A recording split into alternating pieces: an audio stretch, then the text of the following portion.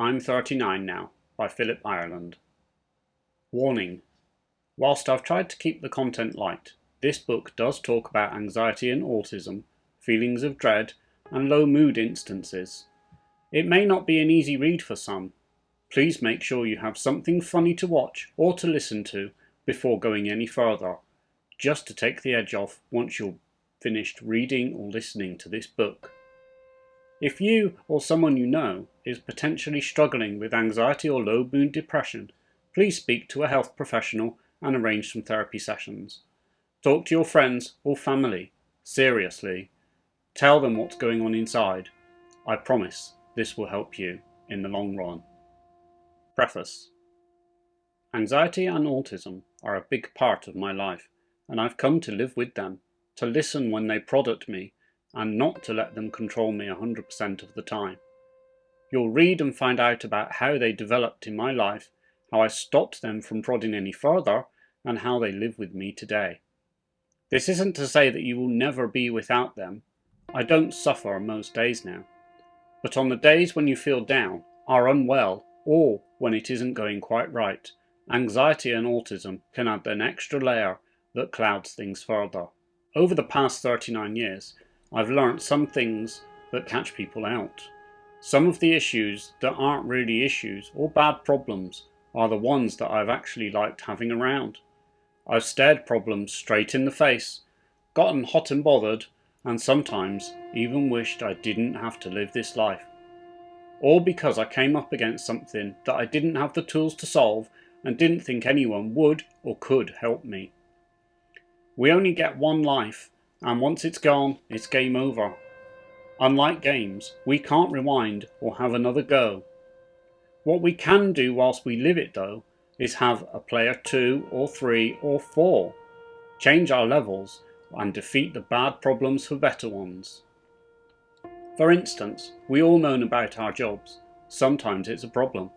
However, it's likely a better problem than your last job, so that's something.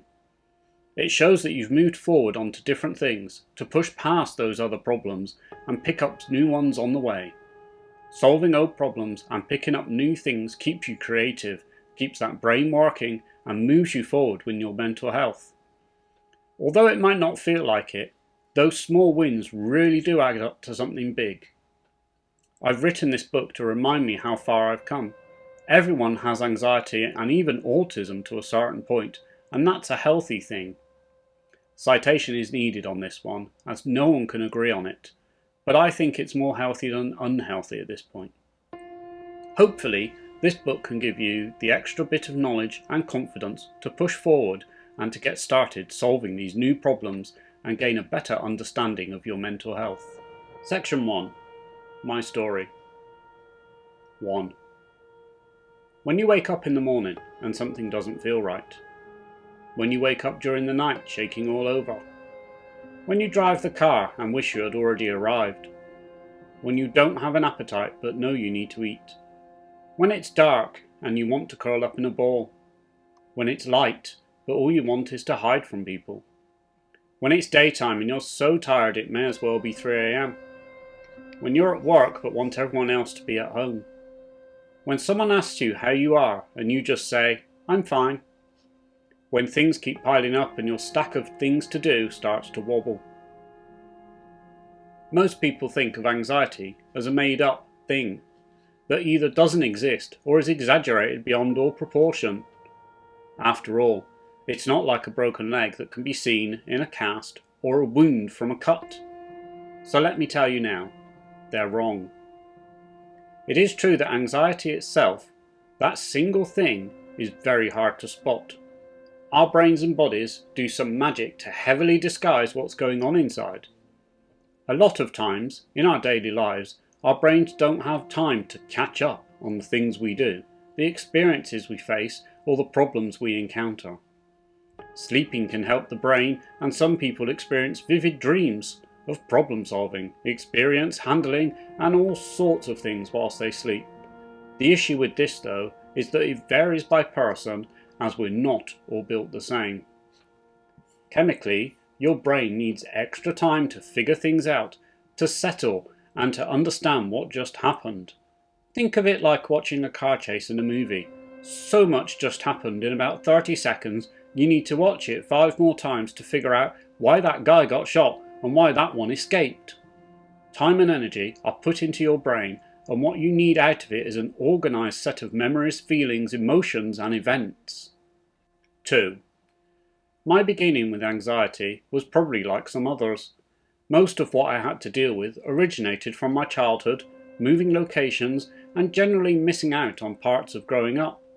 Until this time, my brain had carefully been boxing up all of the things it couldn't manage. The triggers, the sensations, the emotions, and the thoughts all went in the box and just sat in the corner of my brain. I did know something was wrong, but I didn't know it was on the scale and what it actually was. One day, in the middle of March, I started to feel unwell. We were due to move house in a month, and I remember packing things up ready for labelling. I had to stop at some point and take stock of what my body was telling me. I felt shaky, shivery, and couldn't concentrate. I stopped packing boxes after this one, until that evening when I felt normal again. April came, and I was still having days where I just didn't feel right. I was worried about the house move, but we were ready. Things were moving, and I knew that I shouldn't have been in this much of a state over that. In late April, moving day was upon us. Whilst the movers moved our things from house to house, I was in charge of building furniture at the destination house. I was by myself for most of the day, being interrupted every couple of hours or so when the movers turned up with more boxes. That day, I realised it was more than just the move. My worried brain was telling me something was wrong all day. That night I barely slept. I hated the new house and wanted the old one back. Things weren't settled yet, boxes everywhere, and I could hear loud traffic from my window, something I'd never experienced before. Turns out, that hearing of the low rumble of traffic could have been an autism trait. But at the time, I didn't know that. I just thought it was distracting. Come May's arrival, I started having the odd day off work. I felt sick, didn't want to eat, and had nauseous and headaches. As June rolled in, I'd be home 2 days a week, then 3 in July, not eat, feel the lowest I'd ever felt, and isolate myself from my family. I didn't know what was wrong with me, but I didn't want them to see me with this, especially since I couldn't tell them what was actually wrong. By the time August arrived, every day was a struggle. I'd struggle to get up, eat, maybe go to work. My work emails, which I'd typically send around 200 a month, had dropped to around 30 or so. My work was suffering massively, and my bosses knew something was wrong. One afternoon when I was at home, I was lying in bed and needed the loo. I got up shaking as I went to the loo. At this point, I knew I wanted it to stop. To stop feeling low, stop feeling lonely, stop the stomachache, stop the low mood swings. I really felt that I didn't have the capability to do anything and was scared of everything in my life. At this point, I knew that I needed help very much, but I didn't know what to do. A short while later, I called my wife up to the bedroom and experienced my first full-on panic attack. I couldn't breathe and my chest was on fire. I couldn't think and my mind was completely gone. When I say gone, I really mean gone, as in I wasn't in control anymore. As the attack started to subside, all I could do was cry in her arms. I was now totally dependent on her helping me with something she didn't understand either. Through the past months of me being off, neither of us really knew what had been going on. I know it's hard to believe, and you'd think we'd have some idea, but in the day-to-day busy lives of parents, it's actually really difficult to pin things down. I eventually calmed down enough to know that something wasn't right. At this point, I didn't really know anything about anxiety or autism, other than that it was something other people had. Little did I know that it would become clear later on. 3. I needed help. Professional, lots of it, and really soon. I was especially struggling with the low mood side of anxiety or depression, whichever it is. On those days, I struggled to stop thinking about and feeling about how lonely I was, how low I felt, and how no one was around. It came in waves of torture and mental pain, leaving you feeling drained and quivering with fear. I went to the doctor the day following my attack. To be honest, he didn't seem that concerned with my symptoms and decided to put me on propanolol. I went back to work that day, at least feeling like I had taken the first step towards sorting myself out. I talked with my bosses and explained what I was feeling, and it made much more sense to all of them as to why it had been a roller coaster these past few months. The next day, and after taking my second tablet, I felt calmer than ever. A very low mood and calm front moved over me mentally. I really don't know how to explain it. It's like being disconnected from your own world and watching it through a window. By day 4 on propanolol, I gave up. It made me feel like I couldn't move, couldn't think, and couldn't live. I was calmer than calm, and in a lower mood than ever. I'd been off work again. I went to work the next day to explain what I'd been taking and that it wasn't going very well. At this point as well, I was still looking for a therapist to help with the mental side of things. It turns out that my bosses hadn't been sitting idle when I've been off. They wanted to help, and one of them proposed I go and visit a therapist that had helped a member of their family in the past. I didn't know what to say at this point and was nearly speechless. I'd never had an employer do something like that before, and I'll never forget it. The following week, I returned to the doctor and said the medication they'd prescribed me wasn't agreeing with me. He conceded and placed me on citalopram. I was grateful for something else, to be honest.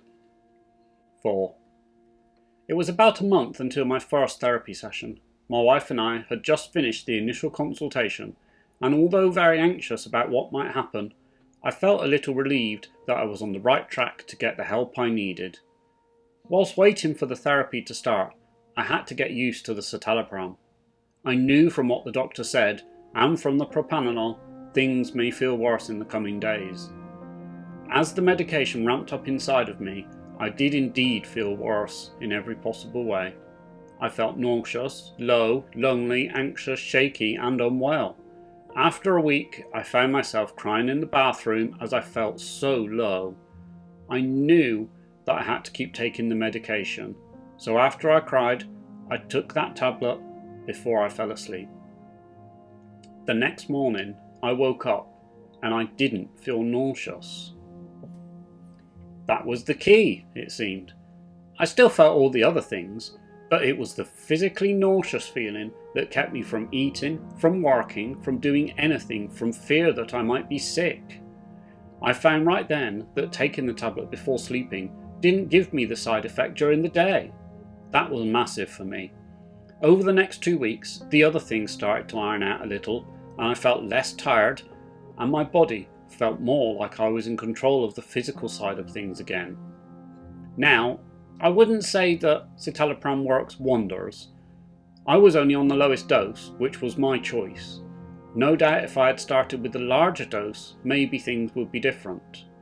It did, however, let me start to lead a better life though, that's for sure. I returned to work a week before my first therapy session and started putting some meaningful hours in. I was far from being fixed at this point, but it was a start, and when I could, I did my best. 5. Fast forward to my first therapy session. This first session was just an opener, if you like. The therapist used it to establish who I was, what I liked, what I didn't like, and so on. We talked about general things, my family life, kids, what I did day to day. It was actually nice for someone to ask these sorts of questions, as nothing was deep, I didn't have to think too hard about if it would affect me mentally, and it relaxed me into the session pretty well. When the session came to a close, I was a little scared. I felt quite heavy about an hour afterwards, which shocked me a little.